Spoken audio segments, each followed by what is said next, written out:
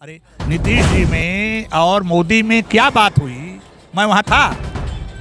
लेकिन ये सारी बातें बाहर निकल के आती तो हैं। आई गपन थे तब आप तक नहीं पहुंची। आप थे वहाँ, हमारे तक नहीं पहुंची। अच्छा, आप तो थी। अब एक चीज आप बताइए, ये सारी बातें आप जो हमको बता रहे हैं, ये आप थे वहाँ पे? भाजपा वाले तो एकदम चुप हैं। भाजपा वाले भी तो पहले ईवीएम पे आरोप लगाते थे। सबसे पहला आरोप ईवीएम पे तो भाजपा के ही लोगों ने लगाया था। उस समय टेक्निकल जानकारी की कमी थी। खाने पीने की चीज़ सस्ती तो नहीं हुई, लेकिन मछली के खाने का सामान सस्ता हो गया। मछली को पालिए, खाना खिलाइए, फिर उसी मछली को मार के खा जाइए। के बजट में आपको कुछ नया दिखा? देखिए, नया तो कुछ नहीं दिखा, सब पुराने ढर्रे पर ही चल रहा है, हैं? हाँ, बजट में बढ़ोतरी हुई है, विकास पर फोकस हुआ है। सभी का एक बार फिर से स्वागत है जनता रॉक्स में। आज पब्लिक के मन की बात में हम लोग बात करेंगे बजट पर। 2-4 दिन पहले वित्त मंत्री सीतारमण जी ने मोदी सरकार के तीसरे कार्यकाल का पहला बजट पेश किया है। इसमें सरकार तो कह रही है कि हमने मध्यम वर्गीय लोगों को काफ़ी राहत दी है। एक तरफ विपक्ष आरोप लगा रहा है कि सिर्फ झुंझुना दिया गया है। हम लोग यूपी में हैं और यूपी की बात करेंगे। तो इस बार यूपी को तो बजट 2 लाख करोड़ के आसपास दिया गया है, लेकिन अलग से कुछ भी नहीं दिया गया। इस कंपेयर करें बिहार को, तो बिहार और आंध्र प्रदेश को काफ़ी अच्छा खासा बजट दिया गया है। अब इस बजट पे आम जनता क्या बोलती है, क्या सोचती है, उनसे हम बात करेंगे, उनकी राय को जानेंगे। क्या नाम है आपका? राजेश कुमार सोनकर। कहाँ रहते हैं? 80। अच्छा, 80 पे ही रहते हैं। हम लोग देखिए आज ये जानने के लिए निकले हैं, कल बजट आया है, बजट पेश किया गया है। समाचार देखते हैं कि नहीं आप? देखते हैं, कभी टाइम भी तो मिल। तो बजट जो आया है इसके बारे में कुछ जानते हैं? हाँ, जाने हैं, मतलब इसकी मतलब महंगाई तो इसमें क्या कुछ बढ़ी हुई है। क्या नाम है, खाने पीने का सामान नहीं बढ़ी है। खाने पीने की चीज़ों की चीज़ सस्ता नहीं हुआ है और बाकी लोग सस्ता हो गया, ये तो गलत है। सस्ता देखिए हुआ है, क्या नाम है, मोबाइल का चार्जर, मछली, समझिए इंसान के खाने की चीज़ सस्ती तो नहीं हुई, लेकिन मछली के खाने का सामान सस्ता हो गया। सस्ती होनी चाहिए, मोबाइल महंगी होनी चाहिए, गाड़ी महंगी हो रही है, सब कुछ महंगी हो रही है। कुछ उम्मीद लगाए थे आप लोग बजट में? हाँ, उम्मीद तो लगाया था कि मतलब सस्ती होगी, राशन सस्ता होगा, अनाज सस्ता होगा, कि गरीब लोग खा सकते हैं। मध्यम वर्गीय परिवार को कोई राहत आपकी नज़र में? नहीं हुआ। नहीं हुआ है। टैक्स वगैरह में छूट? कुछ नहीं। कुछ नहीं। तो इस बार का जो बजट है, क्या आप, विपक्ष आरोप लगाता है कि ये सरकार को बचाने का बजट है? सरकार बचाने का। बिहार को और आंध्र प्रदेश को काफ़ी भर कर पैसा दिया गया है, वहीं उत्तर प्रदेश में इस बार हार गए, तो उत्तर प्रदेश में कुछ अलग से नहीं दिया गया। नहीं, ऐसा क्यों? आप बताइए ना। और हाँ, मतलब गठबंधन सरकार इसलिए। गठबंधन की कहाँ सर? हाँ, एनडीए की गठबंधन की है ना। हाँ। तब मोदी जी से हम लोग उम्मीद थी। तो आप लोग समर्थन किसका करते हैं, एनडीए का कि इंडिया का? इंडिया का। इंडिया का। तो इंडिया की सरकार तो बनी ही नहीं। नहीं, तो इसीलिए हम लोग तो मोदी पे डिपेंड रहते थे ना, कि हमारे मोदी जी हमारे हैं। तो मोदी जी ने बनारस में विकास तो काफ़ी भर के किया है। काफ़ी किया। गलती हम लोग की, हम लोग क्यों उनको वोट नहीं दिए? कितने लोग नहीं दिए, कितने परसेंटेज नहीं हुआ वोटिंग। यही तो, अगर विकास लोग कहते तो हैं हुआ है, लेकिन लोग इस बार वोट नहीं दिए। क्यों नहीं दिए? उसी बात ना है, मतलब परसेंटेज कम है इस बार वोटिंग का। अगले बार वोटिंग का परसेंटेज ज़्यादा था, इस बार कम है। अगर गठबंधन नहीं होता तो मोदी जी बनारस से हार जाते तो अच्छा था, फिर सरकार गिरती। मतलब अगर हार जाते तो अच्छा था। इसलिए अच्छा होता कि अपना बहुमत पूरा अलग होता है। ऐसे मोदी तो कोई का काम कर नहीं पाएंगे आपका। गठबंधन तो बेकार होता है ना। हम तो गठबंधन का हमको करना, हम नहीं करेंगे, क्या फ़ायदा? अगर मोदी जी हमारे पूरे बहुमत से जीतते तो हम लोग को पावर ज़्यादा रहता, सीना चौड़ा रहता। 2 बार बहुमत में थे जब मोदी जी, तो उस समय कड़े फैसले ले लेते थे। अब ले पाएंगे? नहीं ले पाएंगे। सरकार 5 साल चल पाएगी? नहीं चल पाएगी। क्यों नहीं चल पाएगी? क्योंकि गठबंधन सरकार है। गठबंधन सरकार 2004 में नहीं था, 2009 में नहीं था। इस समय बात कुछ और है, इस समय बात कुछ और है। तो अभी आप मोदी जी के अलावा, अगर मोदी जी नहीं रहेंगे तो फिर अगला प्रधानमंत्री आप किसको देखते हैं? सोचेंगे तो बताएंगे। फिर भी कोई तो चेहरा होगा आपकी नज़र में। चेहरा तो नहीं दिखा हमको। ये नीतीश कुमार सबसे सीनियर हैं। नहीं, कोई मतलब नहीं है। ममता बनर्जी? कोई मतलब नहीं है। राहुल गांधी? कोई मतलब नहीं है। केजरीवाल? कोई मतलब नहीं है। योगी आदित्यनाथ? हाँ, ये ठीक है। लेकिन उनको उत्तर प्रदेश से के मुख्यमंत्री से हटाने का कयास चल रहा है। गलत चीज़ है ना। अगर अगर हटा दिए जाएंगे तो क्या उत्तर प्रदेश बचेगा? नहीं बचेगा, नहीं बचेगा, आतंक और बढ़ जाएगी। नहीं, मतलब भाजपा के हाथ में उत्तर प्रदेश रहेगा कि नहीं? नहीं रहेगा, हार जाएंगे। हार जाएंगे। कौन आएगा फिर? अब वही गठबंधन वाले जो है, जिसको कुछ कुछ की जानकारी नहीं है, वो लोग आएंगे और नोचेंगे, खाएंगे, मजा लेंगे, क्या करेंगे? क्या अभी तक नोचे खाए थे क्या? हाँ, अभी तक नोच खा रहे थे क्या? मोच खा रहे थे। मतलब आप, हमको जानकारी नहीं है, हमको कुर्सी बैठा दिया जाए तो हम क्या करेंगे? इसको जानकारी नहीं है। तब राहुल गांधी वही हैं, उनको कोई मतलब ही नहीं है। राहुल गांधी समय तो बहुत बड़े नेता हो गए हैं। बड़े नेता हो गए हैं, हम नहीं मानते हैं। एक बार समझ लीजिए उनको नीचे गिरा दिया गया था, फिर वो ऊपर उठे हैं। हम ठीक है, हम कैसे मान लें? पप्पू से मास्टर हो गया अगला। हम कैसे मान लें? हम नहीं मानते हैं। अरे ये देखिए 45 सीट से 99 सीट पे आ गया। वो ठीक है, कितना भी आ जाएंगे, हम नहीं मानते हैं। मोदी जी के आगे कुछ नहीं है, वो जीरो है। मोदी फिर भी आएंगे, देख लीजिए। अगर अरे उम्र रहेगा तब तो। अरे उम्र नहीं रहेगा तो फिर योगी आएंगे। योगी जी। हाँ, योगी जी आएंगे ना। क्या नाम है आपका? मेरा छोड़िए ना, सॉरी सर। मेरा नाम टिंकू। कहाँ से हैं? मैं अभी इधर से ही है, मतलब आप चित्तरंजन, हाँ। ये कहाँ पड़ता है? आसानसोल। अच्छा, असम की तरफ से हैं आप? अच्छा, ये बताइए जो कल बजट आया है, इसकी जानकारी है कुछ आपको? As usual, as usual. As usual, हमेशा की तरह। मिडिल क्लास फैमिली को कुछ अलग से लाभ दिख रहा है? हमको कुछ नहीं दिख रहा है ना? अच्छा से नहीं लग रहा है। तो मोबाइल वगैरह सस्ता हो जाता है, पेट भर्ती होगा, पेट भर्ती होगा तो खाने पीने की चीज़ सस्ती तो नहीं हुई, लेकिन मछली के खाने का सामान सस्ता हो गया। मछली को पालिए, खाना खिलाइए, फिर उसी मछली को मार के खा जाइए। वाह वाह, ऐसा ही तो होता है ना। मतलब गरीब आदमी को मार के कुछ आदमी पैसा वाले हो गया, ऐसा ही। चलिए और बोलिए। तो इस बार के बजट से निराशा हाथ लगी है? ऐसा बात भी नहीं बोलूँगा, लेकिन मुझे अच्छा कुछ नहीं लगा। कुछ उम्मीद थी? कुछ नहीं उम्मीद थी। उम्मीद भी नहीं था। अब ये खिचड़ी गवर्नमेंट से कुछ उम्मीद नहीं है। तो क्या इंडिया गठबंधन से उम्मीद है आपको? इन लोगों से और कोई उम्मीद नहीं है। तो इनसे नहीं, उनसे नहीं, तो फिर किसको बुलाएंगे? लोग अपना मुश्किल से जी रहे, अपना मतलब स्ट्रगल करके जी रहे, किसी के ऊपर कुछ नहीं है, सब हो गया ख़त्म, ये मेरा लग रहा है। कोई सुझाव देना चाहेंगे कुछ नहीं, विपक्ष को, सरकार को? नहीं नहीं, हम लोग कौन है थे? अरे हम लोग वोट देने वाली जनता हैं। कुछ नहीं, ये वाराणसी नेता न्यूज़ क्या? नहीं नहीं, हम लोग यूट्यूब से हैं। हम लोग क्या है, नेशनल लेवल पे बात करते हैं। नहीं, हमको कोई इंटरेस्ट नहीं है सब हमारा। चलिए ठीक है। क्या नाम है? रिजवान नाम है मेरा। रिजवान नाम है। रिजवान भाई, कहाँ बनारस से हो? हाँ, क्या करते हो? वही हम लोग ड्राइवर है, गाड़ी चलाते हैं। अच्छा, गाड़ी चलाते हो। ये इस बार की सरकार जो नई बनी है, इसके बारे में क्या राय रखते हैं आप? सब सही है। सही है। कोई सुझाव देना चाहेंगे? नहीं, अच्छा ये बताइए, जो ड्राइविंग करते हैं उससे महीना कितना कमाई होता है आपका? मेरी खुद की अपनी है। अपनी गाड़ी है खुद की? कौन सी? वो छोटा हाथी मैजिक। अच्छा, भाड़े वाली। तो बढ़िया चल रहा है? हाँ, मेरा ढलाई वाला काम है ना, सेंटिंग का। अच्छा, वही करवाते हैं। तब तो अपना काम है, तो अच्छा चल ही रहा होगा। ऑर्डर बढ़िया आता है? चलिए, अच्छा ठीक है। क्या नाम है सर आपका? मैं डॉक्टर सूबेदार सिंह हूँ, एक समाजवादी चिंतक हूँ। समाज सेवक हैं? समाज सेवक लोग कहते हैं, मैं कोशिश करता हूँ। समाज सेवा बहुत बृहद शब्द है और मैं नहीं समझता कि मैं जिस अर्थ में समाज सेवा कहा जाता है उस स्तर का मैं हूँ, लेकिन थोड़ा बहुत तो हूँ। हम लोग देखिए ये ओपिनियन लेने हैं आम जनता की कि कल 2-4 दिन पहले वित्त मंत्री ने बजट पेश किया। इस बजट में मिडिल क्लास फैमिली को बहुत आस थी, तो विपक्ष हमला कर रहा है ये बोलकर कि इस बार भी झुंझुना दिया गया, इसमें कुछ अलग से यूपी को नहीं मिला। लेकिन यूपी को इस बार पिछली बार के मुकाबले बजट बढ़ा कर दिया गया है। इस पे आम जनता क्या सोचती है? देखिए, किस प्रदेश को कितना बजट दिया गया, इसका आम जनता से कोई मतलब नहीं होता।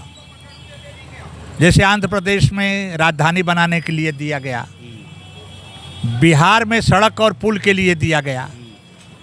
तो इस सवाल पर जनता नहीं सोचती है कितना हमको इनकम टैक्स में राहत मिली, हमारे लिए रोजगार क्या सुविधा हुई, हमको पुरानी पेंशन मिली कि नहीं मिली, गैस सिलेंडर का दाम घटा कि नहीं घटा। ये जो सवाल है ये सवाल आम जनता का है। मोबाइल का दाम, इस बार के बजट में तो मोबाइल का दाम घट गया, लेकिन टैरिफ का दाम प्राइवेट कंपनियां रोज बढ़ा रही हैं। खाने पीने का चीज़ सस्ता हुआ भी नहीं। मतलब ये है कि जो जनता से रिलेटेड सवाल है विपक्ष को उस पे हैमर करना चाहिए। ये विपक्ष केवल आपको आंध्रा को और तमिलनाडु को और बिहार को आपने बहुत पैसा दे दिया। विपक्ष आरोप लगा रहा है कि सरकार बचाने के लिए किया गया है। तो आखिरकार जो विपक्ष हमारे माने हम भी विपक्ष ही हैं, आप कह रहे हैं इसका मतलब कि आप किस मुंह से जाएंगे बिहार और आंध्र प्रदेश की जनता से वोट मांगने। 2025 में बिहार में चुनाव है, श्री राहुल गांधी जी किस मुंह से जाएंगे? और उन्होंने दिक्कत में डाल दिया है तो राष्ट्रीय जनता दल को, लालू जी को। ठीक है, चाहे जो स्थिति हो जाए, उनका जो मुसलमान यादव है उनके साथ रहेगा, क्योंकि जाति का जोर है, अजट बजट का कोई खेल नहीं है, जातियों का गठजोड़ न है कि सुविधाओं का कोई मेल है। ये बजट जो दिया गया है लोगों को संतुष्ट करने के लिए, अपने साथियों को। अब ऐसा है कि साथी को संतुष्ट करने के लिए दिया कि नहीं दिया। देखिए, अमरावती में किसी भी प्रदेश की राजधानी बननी चाहिए। क्या आंध्र प्रदेश और तेलंगाना अलग हो गया तो उसकी आंध्र प्रदेश की राजधानी अलग नहीं बननी चाहिए? प्रश्न नंबर 1, अगर उसको राजधानी को नहीं बनाना था तो कांग्रेस ने ही तेलंगाना को आंध्रा से अलग किया, तेलंगाना अलग प्रदेश बनाया। आपने क्यों बनाया? राजधानी प्रदेश तो बन गया, राजधानी कहाँ रहेगी? अब सब हैदराबाद में ही चल रहा था। प्रदेश की जनता के लिए उपयुक्त लोकेशन अमरावती की थी, तो उन्होंने अमरावती को पैसा दे दिया। तो क्या राजधानी को पैसा बनाना देना अपराध है? बिहार में लगातार इस बात के लिए संघर्ष हो रहा था कि स्पेशल पैकेज दीजिए। रिपोर्ट आ गई कि आप इसको नहीं दिया जा सकता, तो उसको उभारने के लिए कुछ देना अपराध है। स्पेशल राज्य का दर्जा भी तो देने के लिए कहा गया था। राज्य का दर्जा के लिए सरकार ने मना कर दिया कि जो मानक है उसके वो बिहार फिट नहीं बैठता, तो उसको नहीं देंगे। नीतीश कुमार तो इसी शर्त के साथ जुड़े थे। अभी तो हम वहाँ थे। अगर मैं नीतीश, विपक्ष यही सब बोलता है। अरे भाई, अगर नीतीश कुमार और मोदी के बीच में समझौता वार्ता में मैं रहता, मुझे पता रहता, तो मैं पप्पू चाय की दुकान पर इंटरव्यू देता कि मैं दिल्ली में रहता। मुझे ये जानकारी कैसे हुई? मैं अपनी औकात से बाहर कैसे बोलूं? समाचार आप लग रहा है हमेशा बराबर नहीं देखते हैं। मैं लगातार समाचार देखता हूं। छूट कैसे समाचार में गया? आपको कितना पता है कि जो मुझे समझा रहे हैं?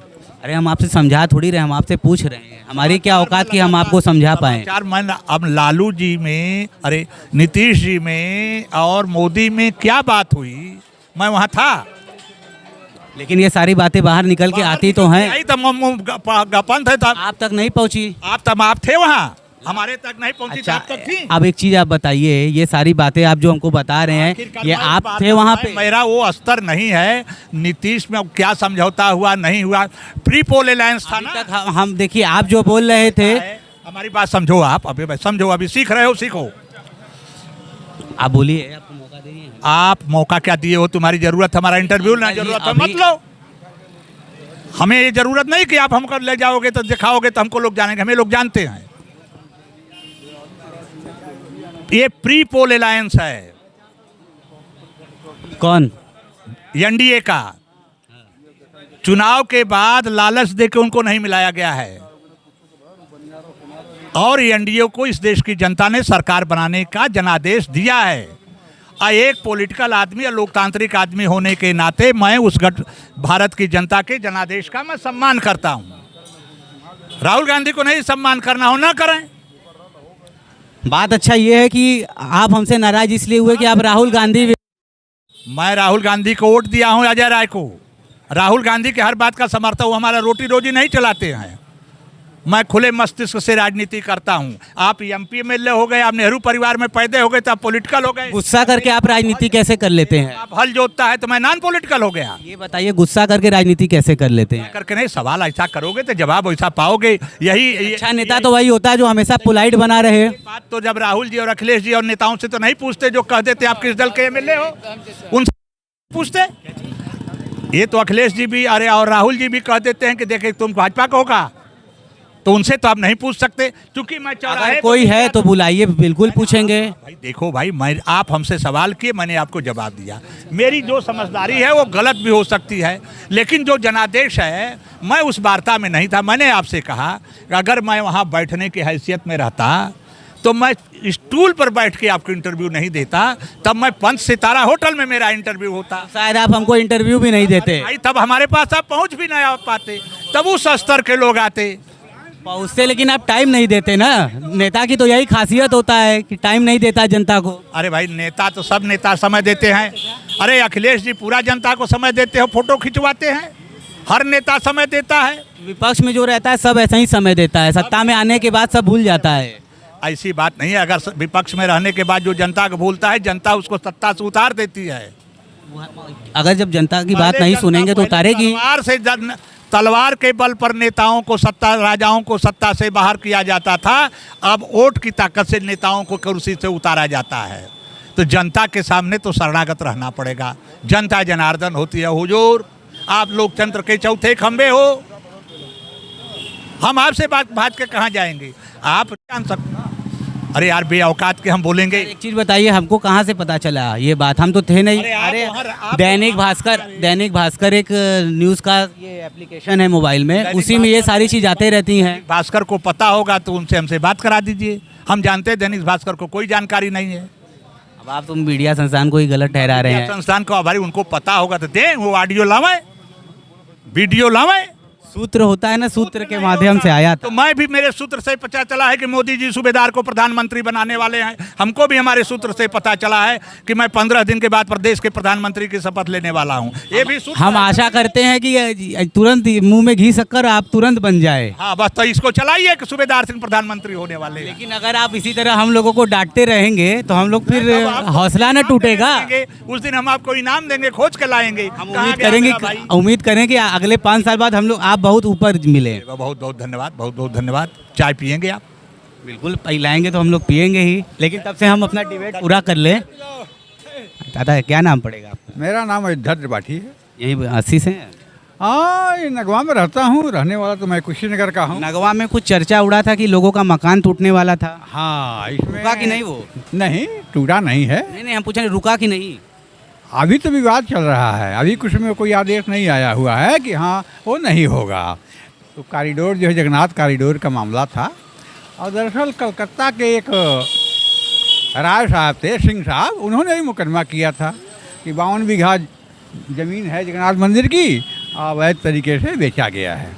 लोगों ने बैनामा लिया है, उसके जो सेवैत थे उनके नाम से हो गया था। 52 बीघा उन्होंने बेच दिया। तो तमाम लोगों ने उसमें रजिस्ट्री कराई है। कुछ लोगों का कि रजिस्ट्री नहीं है, अवैध है। स्टाम्प अवैध तो नहीं कहूँगा, क्योंकि पैसा उन्होंने दिया और जिसकी ज़मीन जो अपने को मालिक मानते थे उन्होंने जो है पैसा लिया और स्टाम्प पर लिख कर दे दिया कि 20 बरस से इनका कब्जा है। और जो है गंगा जी आई, इनका घर गिर गया, ये अपना नाम करा लें, हमसे कोई आपत्ति नहीं है। तो कुछ लोग 29 भी करा लिए। 29 भी कराने के बाद मकान वाला लिया अपना है। अब इधर नदी गंगा तो बरुणा 80, तो 80 नदी है, उसको नगर निगम ने नाला बना दिया, उसमें भी लोग कब्जा करने लगे। अच्छा ये बताइए, जो अगर मकान टूटने की ये सूचना आई थी तो इसमें लोगों को नया मकान मिलने का कुछ था? नहीं, नया मकान मिलने का नहीं था। लोग कहाँ जाते? अब जाते कहाँ है? अब तो सरकार बताएगी कहाँ जाते। सरकार इसी तरह थोड़ी छोड़ देती, कुछ न कुछ तो जुगाड़ बनाता ही। तो नहीं था, तो दिखा हरी पट्टी दिखाई दे रही, कोई नंबर नहीं दिखाई दे रहा है। एडीएम ने कर दिया यहाँ से। फिर हाई कोर्ट में उपेंद्र त्रिपाठी जी हैं, प्रोफेसर हैं बीएचयू में, उनकी मकान है। उन्होंने हाई कोर्ट में कहा, एडीएम साहब सुनवाई कर रहे हैं, लेकिन बीच में इन्होंने कहा कि हमने कुछ कहा ही नहीं। जहाँ तक मुझे जानकारी है, कहा ही नहीं, इसीलिए उसी पर रुका हुआ है। अभी उन्होंने फाइनल नहीं किया कि हाँ उसको फिर अपना आदेश वापस लें, अभी ना। हम लोग ये जानने के लिए निकले थे, अभी जो 2-3 दिन पहले बजट पास हुआ है, इसके बारे में कोई जानकारी है आपको? अरे भाई बजट तो सबको जानकारी, अखबार पढ़ते हैं तो जानकारी। इस बार के बजट में आपको कुछ नया दिखा? देखिए नया तो कुछ नहीं दिखा, सब पुराने ढर्रे पर ही चल रहा है, हैं? हाँ, बजट में बढ़ोतरी हुई है, विकास पर फोकस हुआ है, और शिक्षा में भी जहाँ तक 6% खर्च होना चाहिए उसमें शिक्षा में कम किया गया है, स्वास्थ्य में भी कम किया गया है। शिक्षा में 6% जहाँ तक होनी चाहिए थे, 4% नहीं 4%, 2 किया गया है। तो शिक्षा में इनको विकास होना चाहिए। हमको भी ठीक से जानकारी नहीं है कि 2 है कि 4 है। यदि शिक्षित बच्चे नहीं होंगे, समाज जो है आज का जनरेशन, तो शिक्षा से ही विकास होता है, हैं? शिक्षित व्यक्ति ही कोई निर्णय ले सकता है कि क्या करना चाहिए क्या नहीं करना चाहिए। अशिक्षित क्या निर्णय लेगा? आज एक शिक्षित व्यक्ति को 1 लाख रुपया दे दीजिए, एक अशिक्षित को 1 लाख रुपया दे दीजिए, देखिए वो पीखा करके उड़ा देगा। अशिक्षित रहेगा, वो कहेगा कि चलो भाई यदि हम मूंगफली भी बेचेंगे तो 150 कमा लेंगे, हैं? ये स्थिति है। और खाने पीने की चीज़ सस्ती नहीं हुई? नहीं, कहाँ खाने पीने की सस्ती हुई। मछली के खाने का सामान सस्ता हुआ है, ये समझिए। मछली पालिए, खाना खिलाइए, मार के मछली खा जाइए। मछली का अब जो लोग भाई शाकाहारी हैं उनको तो नहीं है ना, हैं? मांसाहारियों के लिए है। आज जो यहाँ तो अधिकांश जनता जो है शाकाहारी है। और यहाँ तक कि सब्जियों का दाम वगैरह तो मौसम पर आधारित है। देखिए 4% GDP कृषि से इनको मिलता है। सरकार महंगाई घटती बढ़ती है, राशन और ये सब्जी का दाम बढ़ गया। 100 रुपया किलो जब वो था परवल, हैं, तो महंगाई बढ़ी थी। 60 रुपया हो गया, 40 रुपया हो जाएगा तो महंगाई घट जाएगी। 60 रुपया नेनुआ बिका, आज 30 रुपया 20 रुपया बिक रहा है। तो ज्यों ही सब्जी का दाम घट जाता है, सरकार की महंगाई कम हो जाती है। ज्यों ही सब्जी का दाम बढ़ जाता है, सरकार की ये महंगाई बढ़ जाती है। कुछ सुझाव देना चाहेंगे सरकार को? सरकार को कृषकों का हित सर्वोपरि है। किसान जो है, कृषक जो हैं, कृषि पर इनको विशेष ध्यान देना चाहिए। और उसके लिए ऐसे अनुसंधान भी करने चाहिए कि उत्पादकता बढ़े, हैं? और मौसम देख रहे हैं, कल बाढ़ आ गई तो पता लगा सब्जी दह गई, हैं? और सूखा पड़ गया तो सूख गया, हैं? तो उसकी ऐसी प्रजाति निकले कि वो बाढ़ में भी जब पानी भी थोड़ा सा लग जाए तो भी हो, और सूखा पड़े तो भी हो। ये अनुसंधान, कृषि में अनुसंधान की आवश्यकता है। किसी क्षेत्र में सुधार करने के लिए आप बोल रहे हैं? सुधार की आवश्यकता है, भाई भोजन मिलेगा जो है कृषि से ना, है?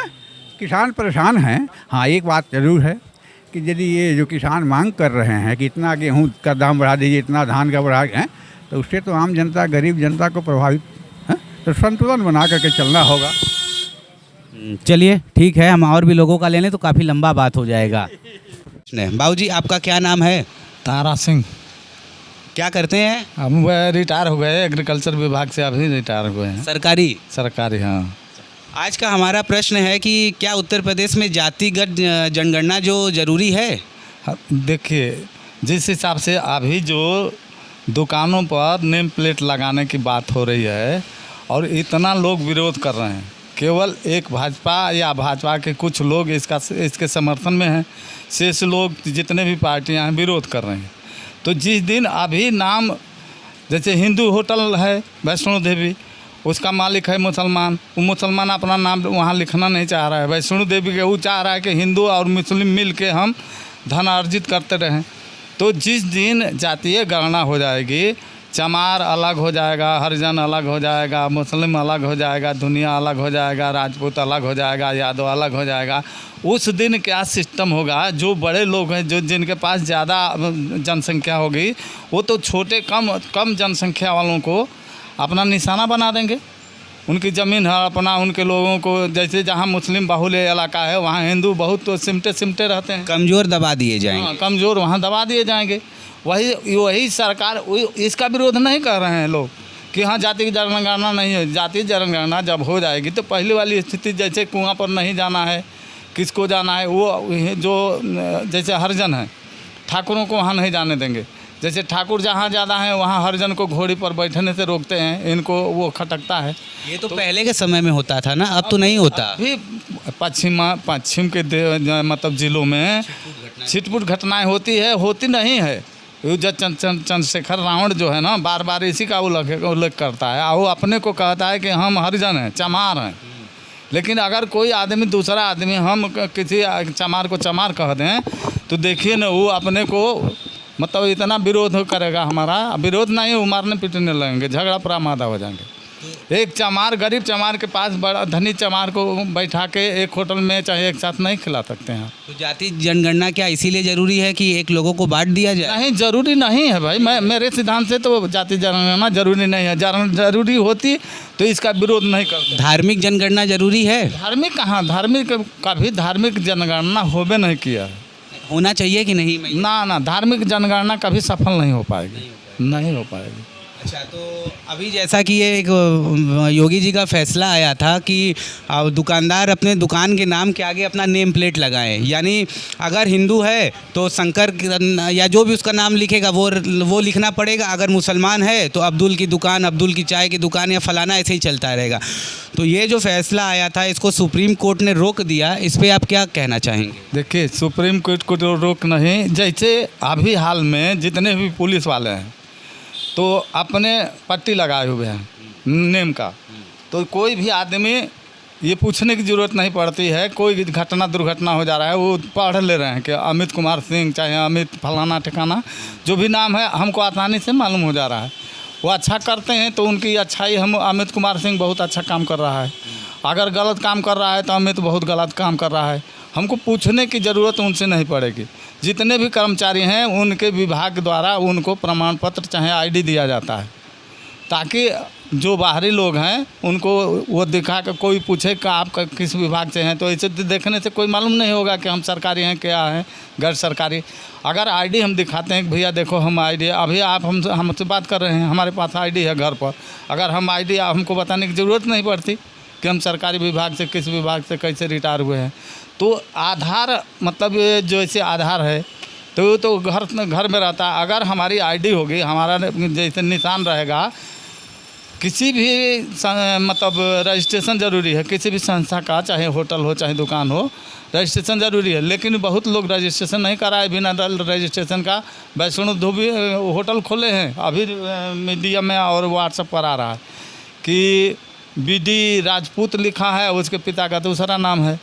जब उस सर से पैसा, मुसलमान है वो हिंदू के नाम पे होटल चला रहा है? नहीं, खाली होटल पर वो लिखा है, वैसे तो है मुसलमान। अभी जिस बर्तन में मीट मुर्गा और वो बना है उसी में तो साग सब्जी या कुछ डाल रहे हैं बिना प्याज का, चाहे शाकाहारी, तो उसी को बना रहे हैं। उसके बर्तन तो उसके चूल्हा चक्कर को तो सही किए नहीं। जहाँ तक सवाल ये लोग कह रहे हैं कि मुसलमान के घर से गेहूँ चावल और आटा पिसाना और सब्जी आया है, तो बाज़ार तक तो किसी से हम लोग ख़रीद के लेके आते हैं, लेकिन घर में जब आता है तो औरतें जितने भी हैं उसको गर्म पानी से या ठंडा पानी से, चाहे जैसे भी 2-3 पानी से धोते हैं। यहाँ तक गैस सिलेंडर बाहर से आता है, प्रायः घरों में देखा जाता है कि उस गैस सिलेंडर को भी साबुन सर्फ से, चाहिए जो नहीं है तो पानी से धो के यूज करते हैं। हमारा अगला प्रश्न बाबू जी ये है कि जैसे विपक्ष देखिए आरोप लगा रहा है कि अभी 10 विधानसभा में उपचुनाव होने वाले हैं, इसमें ध्रुवीकरण करने के लिए ये सारे काम किए जा रहे हैं। हाँ, ये सही बात है, ये सही बात है। इसलिए ना विपक्ष का आरोप सही है। हाँ, अगर यहीं बनारस में देखा जाए, कुछ मोहल्ले में सराय नंदन और उधर के मोहल्ले मुस्लिम एरिया में मोदी जी को एक भी वोट, 0 वोट मिला है। अगर यही अगर किसी दूसरे पार्टी को मिलता 0 वोट तो एकदम वो ईवीएम पर पूरा टोटल ठिकाना फोड़ते, यहाँ तक कि डीएम एसपी और जितने भी इसमें मिशनरी लगी है सबको मारकाट और यहाँ केस भी कर देते। ईवीएम पे मतलब कौन आरोप लगाता? विपक्ष के लोग। विपक्ष के लोग। अभी जहाँ 0 मिला है, भाजपा वाले तो एकदम चुप हैं। तो भाजपा वाले भी तो पहले ईवीएम पे आरोप लगाते थे। सबसे पहला आरोप ईवीएम पे तो भाजपा के ही लोगों ने लगाया था। उस समय टेक्निकल जानकारी की कमी थी। या हम लोग जब शुरू में जब ईवीएम आया है तो इसको बहुत दिमाग लगाने के बाद में सोचते थे कि यहाँ तो हम ट्रेनिंग ले लिए, और उसके बाद में भी अब वहाँ जाके जहाँ हमको टेक्निकल काम करना है, गांव में जहाँ वोट लेना है, उस समय हमारे लिए इतनी परेशानी हो जाती है, हम रातें भर सोचते चले जाते थे कि अरे बाप रे बाप हम सफल होंगे कि नहीं होंगे इसमें। वो तो जैसे बैलेट बॉक्स में था। अच्छा, आपकी भी तो ड्यूटी लगती होगी, जब से हम लोग नौकरी उस समय के अनुभव के बारे में बताइए। 78 से हम लोग नौकरी कर रहे हैं। कहीं कहीं जैसे दक्षिणांचल में रात में जितने भी बदमाश हैं प्रधानी के चुनाव में, वो जितने भी बड़े बड़े बदमाश हैं वो आके हम लोगों से रात में मिलते थे कि बाबूजी हमारा कैंडिडेट फलां आदमी है, वही जीतना चाहिए। भाई हम आप वोट डलवाओगे हम तो वोट लेंगे, नहीं हमारे जितने भी लोग आएंगे आपको वोट डलवाना है। उस सब लोगों को आपको मोटिवेट करना है कि नहीं फलां आदमी को वोट दीजिए। उस समय मतलब एकदम न पुलिस सहायता करती थी। जो लोग वहाँ के लोकल होते थे, चाहे MP MLA चाहे प्रधान चाहे BDC कोई भी चुनाव हो, एकदम कर्मचारी अपने को निर्भीक नहीं महसूस कर रहा था। उसके साथ यही घटना होती थी कि मतलब आप जिस क्षेत्र में जा रहे हैं, जैसे हम लोग गए तो वहाँ अलग अलग कोई पूड़ी सब्जी कोई कुछ मतलब लिया के खिलाने के लालच करता था, लेकिन निर्देश हम लोगों का ये था कि आप वहाँ से नहीं भले भूखे रह जाइए, लेकिन अब तो बहुत सुविधा हो गई है। अब तो हर बैच पर मतलब खाना से लेकर हर चीज़ व्यवस्था। पहले हम लोग पैदल भी जा सकते थे, पैदल जाते थे। अब तो एकदम जहाँ जहाँ स्कूल है जैसे है सेंटर वहाँ पर जाकर एकदम गाड़ी छोड़ के आती है। अच्छा, हमारा अब अंतिम सवाल क्या है, सुझाव रहेगा। मैं आपसे ये कहना चाहूँगा, कोई सुझाव आप देना चाहेंगे विपक्ष को या सरकार को? हम ये कह रहे हैं कि जैसे फर्जी किसी को फ्री में जैसे 5 किलो अनाज दिया जा रहा है, ये फ्री नहीं है। जो हमारा मिसयूज खाद्यान्न हो रहा था, जब आप निकलते थे शाहगंज से लेकर जहाँ भी स्टोर था, जितना खाद्यान्न अंदर रखा जाता था उससे अधिक खाद्यान्न बाहर एकदम सड़ जाता था। उससे अब इस ज़माने में जब से ये 2014 के बाद में खाद्यान्न बंटना शुरू हुआ है, एक खाद्यान्न भी बाहर आपको दिखाई नहीं देगा। आना इसका मिसयूज हो रहा है, जो खाद्यान्न पैदा हो रहा है उसको सब यूज हो जा रहा है। रही बात महंगाई की, जब आप MSP बढ़ाएंगे किसानों को तो सरकार अपने मन के सरकार एक घरेलू जैसे घर में मालिक है, वो चाहे मोदी और चाहे घर के मालिक बनाएंगे, देश के मालिक बनाएंगे, प्रदेश के